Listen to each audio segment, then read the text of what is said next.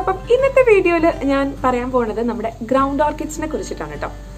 അപ്പോൾ ഈ ഗ്രൗണ്ട് ഓർക്കിഡ്സിൽ എങ്ങനെ നിറയെ പൂക്കൾ ഇടാനുള്ള ടിപ്സും ട്രിക്സും ഒക്കെ ആയിട്ടാണ് ഞാൻ ഇന്ന് വന്നിട്ടുള്ളത്.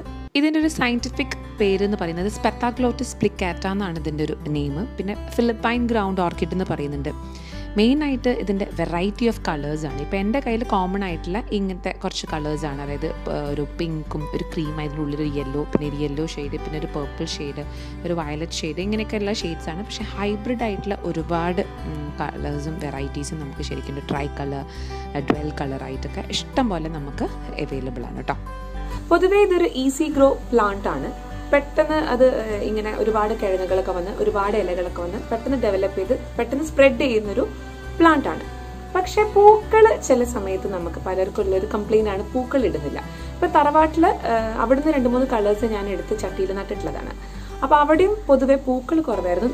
നിറയെ ഇങ്ങനെ പച്ച ഇലകൾ ഉണ്ടാകും, പക്ഷെ പൂക്കൾ സ്റ്റോക്ക് വളരെ കുറവായിരിക്കും. ഒറ്റൊന്നൊക്കെ ഉണ്ടാവുള്ളൂ ഒരു ചട്ടിയിൽ തന്നെ. അപ്പോൾ ഇതാണ് നമ്മുടെ ആ ഒരു ചട്ടി കേട്ടോ. ഇഷ്ടം പോലെ എവർ ഗ്രീൻ ആയിട്ട് ഇരിക്കും, പക്ഷെ നമുക്ക് കാണാൻ പറ്റും ആകെ കൂടെ ഒരൊറ്റ സ്റ്റോക്കുള്ളത്. അതിന് മെയിൻ ആയിട്ടുള്ള റീസൺ നമ്മൾ റീപോർട്ട് ചെയ്യണം. റീപോർട്ട് ചെയ്യാതെ കുറേ വർഷമായിട്ടോ അപ്പോൾ ഇത്. അപ്പോൾ റീപോർട്ട് ചെയ്യാത്തത് കാരണം നമ്മുടെ ചട്ടിയൊക്കെ തിങ്ങി നിറഞ്ഞ് നിൽക്കുകയാണ്. അപ്പം ഒന്നാമത് അതിന് പിന്നെ പ്രത്യേകിച്ച് ന്യൂട്രിയൻസോ കാര്യങ്ങളോ ഒന്നുമില്ല. ശരിക്കും ഒരു ചട്ടിയിൽ ശരിക്കും നമുക്ക് 2-3 സ്യൂഡോ ബൾബ്സ് മതി. അപ്പോൾ ഒരു സ്യൂഡോ ബൾബ് തന്നെ നമുക്ക് 3-4 ഇലകൾ കാണാൻ പറ്റും. അപ്പോൾ നിങ്ങൾക്ക് കണ്ടില്ലേ, 3-4 ഇലകൾ ഒരു ബൾബിൽ തന്നെ നമുക്ക് കാണാൻ പറ്റും. അപ്പം ശരിക്കും അത്ര വെച്ചാൽ മതി. പക്ഷേ ഇങ്ങനെ തിങ്ങി നിറഞ്ഞു കഴിഞ്ഞാലാണ് നമുക്ക് പൂക്കൾ കിട്ടാത്തൊരു ഇത് വരിക. ഇപ്പം എൻ്റെ ചട്ടിയിൽ ഞാൻ വെച്ചപ്പം നമുക്ക് കണ്ടൊരു ഡിഫറൻസ് എന്താണെന്ന് വെച്ചാൽ, അത്യാവശ്യം ഒരു ചട്ടിയിൽ തന്നെ നിങ്ങൾക്ക് ഒരു സ്റ്റോക്കല്ല കാണാൻ പറ്റുക. ഒരു 4-5 സ്റ്റോക്ക് അല്ലെങ്കിൽ 8 സ്റ്റോക്ക് വരെ വന്നിട്ട് പൂക്കളുള്ളൊരു ഇത് വന്നിട്ടുണ്ട്. കുറേ ഒക്കെ ഒഴിഞ്ഞു പോയതാണ് കേട്ടോ. അപ്പം അതിൻ്റെ മുമ്പേ ഒന്നും ഞാൻ വീഡിയോ എടുത്തു വെച്ചില്ല. അപ്പം നിങ്ങൾക്ക് കണ്ടാൽ തന്നെ മനസ്സിലാവും ഒരു ഒറ്റ ചട്ടി തന്നെയാണ് നമുക്ക് ഇത്രയധികം സ്റ്റോക്ക്. അതിനൊരു സീക്രട്ട് കൂടി ഉണ്ട് കേട്ടോ, ഞാൻ ലാസ്റ്റ് പറഞ്ഞുതരാം.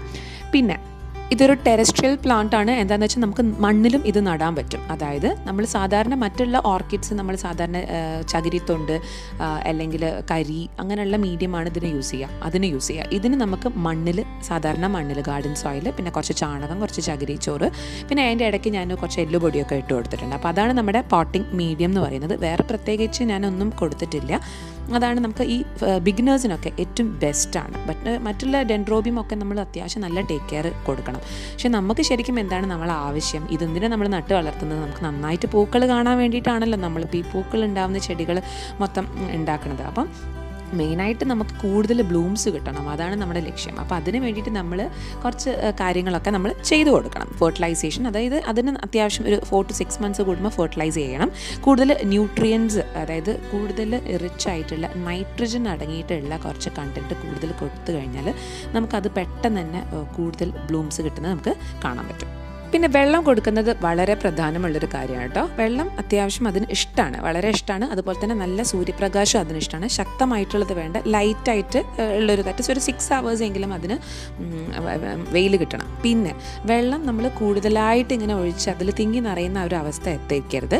അത് നല്ല ഡ്രെയിനേജ് ഉള്ള മണ്ണായിരിക്കണം. അതാണ് ആദ്യത്തെ ഒരു കാര്യം നോക്കേണ്ടത്. പിന്നെ അതിൽ വെള്ളം, അതായത് ആ വേരിൽ വെള്ളം കെട്ടി നിൽക്കാൻ പാടില്ല, അത് വാർന്നു പോകണം.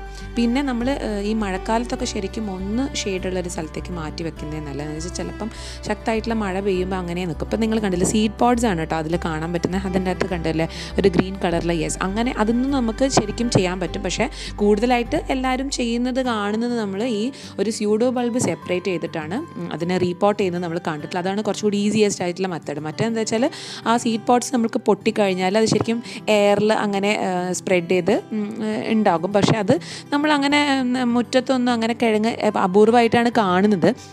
പക്ഷേ ഇതിന്ന് ഈ ഉള്ളിൽ നിന്ന് തന്നെ തൈകൾ വീണ്ടും ഡെവലപ്പ് ചെയ്തിട്ടാണ് പെട്ടെന്ന് നമുക്ക് പ്രൊപ്പഗേഷൻ പെട്ടെന്ന് ഈസി ആക്കാൻ പറ്റുന്നത്. മെയിനായിട്ടുള്ളൊരു പ്രോബ്ലം കണ്ടിട്ടുള്ളത് റൂട്ട് റോട്ട്സ് വരും. അതായത് ഞാൻ പറഞ്ഞ പോലെ ഈ വെള്ളം കൂടുതലായി കഴിഞ്ഞാൽ അതിൻ്റെ ബൾബുകൾ ചീഞ്ഞു പോകുന്ന ഒരു പ്രശ്നം വരുന്നുണ്ട്. പിന്നെ പ്രത്യേകിച്ച് പെസ്റ്റുകളുടെ അറ്റാക്സ് ഒന്നും ഇതുവരെ അങ്ങനെ കണ്ടിട്ടില്ല. ഇലകൾ ചിലപ്പോൾ അങ്ങനെ ഒരു കരിഞ്ഞു പോകുന്നൊരു പ്രശ്നമുണ്ട്. പക്ഷേ അത് അടിയത്തെ ഇലയൊക്കെയാണെങ്കിൽ കുഴപ്പമില്ല കേട്ടോ. അതിങ്ങനെ പുതിയതായിട്ട് പിന്നെ വീണ്ടും ഡെവലപ്പ് ചെയ്ത് വന്നോളും. അടിയത്തത് ഇങ്ങനെ കുറച്ച് ആദ്യം ഉണ്ടായതായിരിക്കും. അപ്പോൾ അത് ഒന്ന് ബ്രൗൺ ആയി അല്ലെങ്കിൽ മഞ്ഞ കളറൊക്കെ ആയിട്ട് കൊഴിഞ്ഞു പോയാലൊന്നും പ്രശ്നമില്ല, കേടായിപ്പോയി പ്രശ്നം. പക്ഷേ ബിഗിനിങ് ഏറ്റവും ടോപ്പിലുള്ള ഇലകളൊക്കെ കേടാവുന്നത് ഒന്ന് നിങ്ങൾ ശ്രദ്ധിക്കണം. ചിലപ്പോൾ ഒന്നെങ്കിൽ വെയിൽ കൂടിയിട്ടായിരിക്കണം, ചിലപ്പം ഉള്ളിൽ അടിയിൽ വെള്ളം തിങ്ങി നിന്നിട്ട് ആയിരിക്കും. അങ്ങനെ എന്തെങ്കിലും റീസൺ കൊണ്ടായിരിക്കും ഏറ്റവും ടോപ്പത്തെ ഇത്. അങ്ങനെയൊക്കെ എന്തെങ്കിലും കാണുകയാണെങ്കിൽ പെട്ടെന്ന് നമ്മൾ ഇപ്പോൾ പോട്ടിലാണ്, അതാണ് കണ്ടെയ്നറിൽ വെക്കുന്നവർ കൊണ്ടുള്ള ഒരു ഉപയോഗം. നമുക്ക് അങ്ങനെ എന്തെങ്കിലും സംഭവം കാണുകയാണെങ്കിൽ നമുക്ക് പെട്ടെന്ന് ഷിഫ്റ്റ് ചെയ്യാം. നിങ്ങൾക്ക് ഇതിൽ കാണാൻ പറ്റും ഒരുപാട് ബ്ലാക്ക് സ്റ്റോക്സ്, അതായത് പൂവിട്ട് കഴിഞ്ഞിട്ടുള്ളൊരു ഇതാണ് കേട്ടോ. നിറയെ പൂക്കൾ ഉണ്ടായിരുന്നു. അപ്പോൾ ഇതൊക്കെ ഇപ്പം കഴിഞ്ഞപ്പോൾ വീഡിയോ എടുക്കാൻ അന്നേരം ഒന്നും പറ്റിയില്ല. ഇപ്പോഴാണ് എനിക്ക് സൗകര്യം കിട്ടിയത്. അപ്പോൾ ഇത് എങ്ങനെയാണ് നമുക്ക് ഇങ്ങനെ ഒരു പൂവിടാനുള്ള ഒരു ട്രിക്ക്, എനിക്ക് സക്സസ് ആയിട്ടുള്ള ഒരു കാര്യമാണ് ഞാൻ പറയുന്നത്. 1 ലിറ്റർ വെള്ളത്തിലേക്ക് നമ്മുടെ NPK 19-19-19. അപ്പോൾ ഇതാണ് കേട്ടോ നമ്മുടെ സീക്രട്ട് റെസിപ്പി എന്ന് പറയുന്നത്. അത് നന്നായിട്ട് ഷേക്ക് ചെയ്യുക, ഗ്രാന്യൂൾസ് ആണ്. അപ്പോൾ അത് നന്നായിട്ട് അലിയണം. നന്നായിട്ട് ഷേക്ക് ചെയ്തിട്ട് നമ്മൾ സ്പ്രേ ചെയ്ത് കൊടുക്കുക. ഇലേൻ്റെ അടിയിലും എല്ലാ ഭാഗത്തും നമ്മൾ സ്പ്രേ ചെയ്ത് കൊടുക്കുക. ഇതിപ്പോൾ ഇതിനായിട്ട് ഞാൻ ചെയ്തതൊന്നുമല്ല. ഇതിപ്പോൾ നമ്മൾ സാധാരണ നമ്മളെ ഡെൻഡ്രോബിയം ഓർക്കിഡ്സ് അതുപോലെ തന്നെ അങ്ങനെയുള്ള ഓർക്കിഡ്സിനൊക്കെ അടിച്ചു കൊടുക്കുമ്പോൾ ബാക്കി വരും ഈ ഒരു ലിക്വിഡ്. അപ്പോൾ ഞാൻ അത് തീരെ പൂക്കൾ ഇടാത്ത നമ്മുടെ ഇങ്ങനത്തെ ഗ്രൗണ്ട് ഓർക്കിഡ്സിന് അടിച്ചു കൊടുത്തു.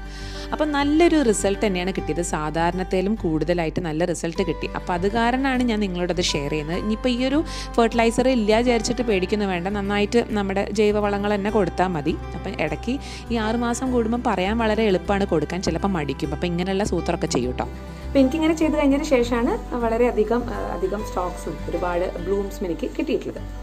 പിന്നെ എൻ്റെ ബാക്കിലിരിക്കുന്ന ചെടി നമ്മുടെ മെലസ്റ്റോമയാണ് കേട്ടോ. ഇത് നമ്മുടെ പൂക്കള വീഡിയോയിൽ ഇപ്പോൾ അത് എടുക്കാൻ നോക്കിയപ്പം അന്ന് പൂവൊന്നും ഉണ്ടായിരുന്നില്ല. അപ്പം ഇതിപ്പോൾ നിറയെ പൂക്കൾ ഇട്ടിട്ടുണ്ട്. അപ്പം നമ്മൾ വിചാരിക്കാത്ത സമയത്താണ്. അപ്പോൾ ചിലപ്പോൾ സമയത്ത് വിചാരിക്കും ആയോ നമ്മൾ അന്ന് വീഡിയോ എടുക്കുമ്പോൾ ഇത്രയധികം പൂക്കൾ കാണിക്കാൻ പറ്റിയില്ലല്ലോ. അപ്പോൾ ഇതിൻ്റെ ഒരു വീഡിയോ കൂടി ഞാൻ അപ്ഡേറ്റ് ചെയ്തിട്ടുണ്ട്. പിന്നെ വൈറ്റ് കണ്ടില്ലേ, ഇതൊരു വൈറ്റല്ല, വൈറ്റിൽ ചെറിയൊരു ഒരു വേറൊരു ഷെയ്ഡ്, ഒരു വയലറ്റ് ഷെയ്ഡ് ഇടയ്ക്ക് വരുന്നുണ്ട്. ഇത് നല്ല രസമാണ് കേട്ടോ. അതിപ്പോൾ പുതിയൊരു പൂവാണ് ഇപ്പം എൻ്റെത്. ഇതൊക്കെ മോസ്റ്റ് കോമൺ ആണ്, പക്ഷേ എനിക്ക് യെല്ലോവും ഭയങ്കര ഇഷ്ടമാണ്. യെല്ലോ നല്ല ഭംഗിയാണ്, നല്ലൊരു ബ്രൈറ്റ് ആയിട്ടുള്ള കളറാണ്. ഇതിപ്പോൾ നമ്മളെ സാധാരണ വയലറ്റ്. പിന്നെ ഇനി കുറച്ചും കൂടി ഹൈബ്രിഡ് ആയിട്ടുള്ള കളക്ട് ചെയ്യണം. ഹൈബ്രിഡിനൊക്കെ അത്യാവശ്യം റേറ്റ് ഉണ്ട് തോന്നുന്നു നഴ്സറിയിലൊക്കെ അന്വേഷിച്ചപ്പം. പിന്നെ എന്താണ്, പിന്നെ ഇടയ്ക്ക് നമ്മൾ ഈ ഒരു ആൻറ്റി ഫംഗൽ പൗഡർ 1 ലിറ്റർ വെള്ളത്തിൽ അടിച്ചു കൊടുക്കുന്നത് നല്ലതാണ്. പെസ്റ്റുകളൊന്നും പൊതുവേ ഇതിൽ കണ്ടിട്ടില്ല ഞാൻ പറഞ്ഞല്ലോ. ഇതിൻ്റെ പ്രൊപ്പഗേഷനും റീപോർട്ടിങ്ങും കാര്യങ്ങളൊക്കെ ഞാൻ പിന്നീട് വേറൊരു വീഡിയോയിലായിട്ട് ഇടുന്നതാണ്. എന്താ വെച്ചാൽ അതിനത്രയും സമയമൊന്നും ആയിട്ടില്ല റിപ്പോർട്ട് ചെയ്യാൻ വേണ്ടിയിട്ട്. ആകെ കൂടെ 1 വർഷമൊക്കെ ആയിട്ടേ ഉള്ളൂ. അപ്പം അത്രയ്ക്ക് എക്സ്പീരിയൻസ് എനിക്കുള്ളൂ. അപ്പോൾ എനിക്ക് മനസ്സിലായ കുറച്ച് കാര്യങ്ങളാണ് നിങ്ങളോട് ഷെയർ ചെയ്തത്. എന്തായാലും നമ്മളെ ഗ്രൗണ്ട് ഓർക്കിഡ്സ് നമ്മളെ ഗാർഡനൊരു വൈൽഡ് ലുക്ക് തന്നെ കൊണ്ടുവരുന്നുള്ള കാര്യം ഷുവറാണ്. അപ്പോൾ നിങ്ങൾക്ക് ഈ ഒരു വീഡിയോ ഇഷ്ടമായിട്ടുണ്ടെങ്കിൽ തീർച്ചയായിട്ടും ലൈക്ക് ചെയ്യാനും ഷെയർ ചെയ്യാനും സബ്സ്ക്രൈബ് ചെയ്യാനും മറക്കരുത്. അടുത്ത നല്ലൊരു വീഡിയോ ആയിട്ട് വരുന്നവരെ ബൈ ആൻഡ് ടേക്ക് കെയർ.